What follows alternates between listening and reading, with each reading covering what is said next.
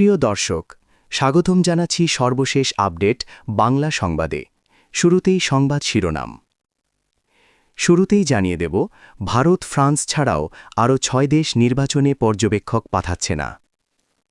বিস্তারিত থাকছে প্রতিবেদনে। এদিকে যুক্তরাষ্ট্রের সঙ্গে এআরটি চুক্তি স্বাক্ষর বাংলাদেশের শুল্কহার কমে ১৯। বিস্তারিত থাকছে প্রতিবেদনে। আরও জানিয়ে দিব, জামায়াত ধর্মের নামে প্রতারণা করছে ব্যারিস্টার কায়সার কামাল। বিস্তারিত থাকছে প্রতিবেদনে। এদিকে ইউনূসের পাতানো নির্বাচনে বন্দীদের না ৯৩% কারাবন্দির ভোট বর্জন। বিস্তারিত থাকছে প্রতিবেদনে। আরও জানিয়ে দিব, গণভোটের ফাঁদে নির্বাচিত সরকার, ভোটের আগেই ক্ষমতাহীন সংসদের নীল নকশা। বিস্তারিত থাকছে প্রতিবেদনে। এবং সর্বশেষ জানিয়ে দেব, লুটপাটের অর্থ নিয়ে নির্বাচনের পরপরই দেশ ছাড়তে চান ইউনূসের উপদেষ্টা কর্মকর্তারা। বিস্তারিত থাকছে প্রতিবেদনে। এতক্ষণ শুনছিলেন সংবাদ শিরোনাম, এবারে বিস্তারিত। তার আগে ভিডিওটি ভালো লাগলে এবং সর্বশেষ আপডেট পেতে চ্যানেলটি সাবস্ক্রাইব করুন। ধন্যবাদ। বাংলাদেশের নির্বাচন কমিশনের ইসি এর আমন্ত্রণ পেয়েও ভারত, ফ্রান্স, অস্ট্রেলিয়া ছাড়াও আরও ৬টি দেশ আগামী ১২ ফেব্রুয়ারি অনুষ্ঠেয় ত্রয়োদশ জাতীয় সংসদ নির্বাচন ও গণভোট পর্যবেক্ষণের জন্য কোনো পর্যবেক্ষক পাঠাচ্ছে না। এছাড়া দক্ষিণ এশিয়ার একটি আন্তর্জাতিক সংস্থাও নির্বাচনে পর্যবেক্ষক পাঠাচ্ছে না। নির্বাচন কমিশন ও পররাষ্ট্র মন্ত্রণালয়ের কর্মকর্তারা জানিয়েছেন, ভারত, ফ্রান্স, অস্ট্রেলিয়া, ব্রাজিল, মিশর, কুয়েত, মরক্কো ও রোমানিয়াকে ইসি এর পক্ষ থেকে ত্রয়োদশ জাতীয় সংসদ নির্বাচন ও গণভোট পর্যবেক্ষণের জন্য আমন্ত্রণ জানানো হয়। কিন্তু এখন পর্যন্ত সংশ্লিষ্ট দেশগুলো থেকে ইতিবাচক কোনো সাড়া মেলেনি। এছাড়া আন্তর্জাতিক সংস্থা forum of the election management bodies of south Asia FEMBOSA নামক সংস্থা থেকেও কোনো জবাব আসেনি। সংশ্লিষ্টরা জানিয়েছেন, নির্বাচন কমিশনের আমন্ত্রণে বিভিন্ন দেশের নির্বাচন কমিশন ও নির্বাচন সংশ্লিষ্ট প্রতিষ্ঠান থেকে নির্বাচন পর্যবেক্ষণে আসছেন প্রায় ৬০ জন অতিথি। ইতোমধ্যে তাদের কেউ কেউ ঢাকায় এসেছেন, বাকিদের শীঘ্রই ঢাকায় পৌঁছানোর কথা রয়েছে। ৯-১৩ ফেব্রুয়ারি ঢাকার একটি হোটেলে সরকারি ব্যবস্থাপনায় তাদের জন্য আতিথেয়তার ব্যবস্থা করা হয়েছে। বাংলাদেশ ও যুক্তরাষ্ট্রের মধ্যে agreement on reciprocal trade ART চুক্তি স্বাক্ষরিত হয়েছে। এ চুক্তির আওতায় রপ্তানি পণ্যে শুল্কহার ২০ থেকে কমে ১৯ হবে, আর যুক্তরাষ্ট্র থেকে আমদানি করা তুলা ও কৃত্রিম তন্তু দিয়ে তৈরি পোশাক রপ্তানিতে রেসিপ্রোকাল শুল্ক হবে 0। সোমবার ৯ ফেব্রুয়ারি বাণিজ্য মন্ত্রণালয়ের সভাকক্ষে যুক্তরাষ্ট্রের সঙ্গে ভার্চুয়ালি এ চুক্তি স্বাক্ষরিত হয়। ধর্মের নামে জনগণের সঙ্গে প্রতারণা করছে বলে মন্তব্য করেছেন বিএনপির আইন বিষয়ক সম্পাদক ও নেত্রকোনা ১ দুর্গাপুর কলমাকান্দা আসনে বিএনপি মনোনীত প্রার্থী ব্যারিস্টার কায়সার কামাল।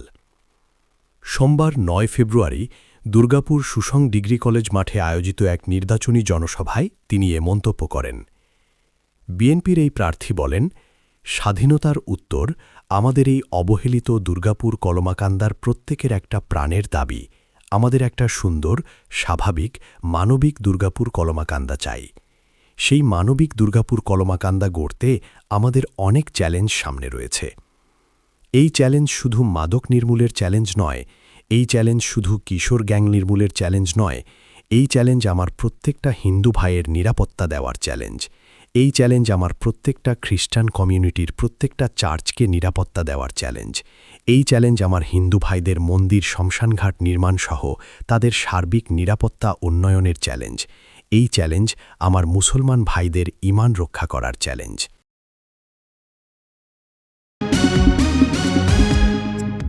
শান্তিতে নোবেলজয়ী অধ্যাপক মোহাম্মদ ইউনূসের অন্তর্বর্তী সরকারের অধীনে আয়োজিত হতে চলা ত্রয়োদশ জাতীয় সংসদ নির্বাচনকে সরাসরি প্রত্যাখ্যান করেছেন দেশের ৯৯% কারাবন্দী।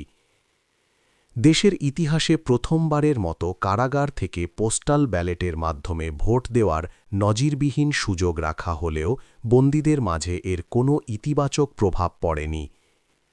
সারা দেশের কারাগারগুলোতে থাকা মোট ৮৫,০০০ বন্দীর মধ্যে ভোটাধিকার প্রয়োগ করেছেন মাত্র ৪,৫৩৮ জন।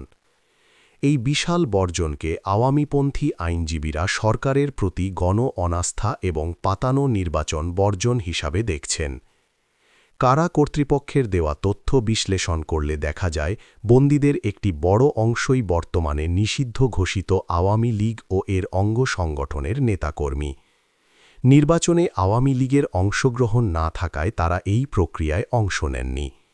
সাবেক আইসিটি প্রতিমন্ত্রী জুনায়েদ আহমেদ পলক ও ঢাবি ছাত্রলীগ নেতা তানভীর হাসান সৈকত সহ আওয়ামী লীগের শতাধিক আসামির আইনজীবী ফারজানা ইয়াসমিন রাখি স্পষ্ট জানিয়েছেন যে মহান মুক্তিযুদ্ধে নেতৃত্ব দেওয়া আওয়ামী লীগকে বাইরে রেখে অনুষ্ঠিত হতে চলা এই নির্বাচনে সাধারণ মানুষের আগ্রহ একেবারেই কম। আগামী ১২ ফেব্রুয়ারি অনুষ্ঠিতব্য ত্রয়োদশ জাতীয় সংসদ নির্বাচনকে ঘিরে যতটা না আলোচনা হচ্ছে ভোট বা সরকার গঠন নিয়ে, তার চেয়েও বেশি প্রশ্ন উঠছে নির্বাচনের পর প্রকৃত ক্ষমতা কার হাতে থাকবে এই বিষয়টি নিয়ে। অন্তর্বর্তী সরকার ঘোষিত গণভোট, জুলাই জাতীয় সনদ এবং সংবিধান সংশোধন পরিষদের ধারণা মিলিয়ে বাংলাদেশের সাংবিধানিক কাঠামোর ভেতরে এক অভূতপূর্ব ও বিপজ্জনক অনিশ্চয়তা তৈরি হয়েছে। জাতীয় ঐকমত্য কমিশনের সহসভাপতি অধ্যাপক আলী রিয়াজ স্পষ্ট করে জানিয়েছেন, এই নির্বাচন অতীতের কোনো নির্বাচনের মতো নয়, কারণ এই নির্বাচনের মাধ্যমে গঠিত সংসদ শুধু সরকার পরিচালনায় করবে না, বরং একই সাথে ১৮০ দিন সংবিধান সংশোধন পরিষদ হিসেবেও কাজ করবে।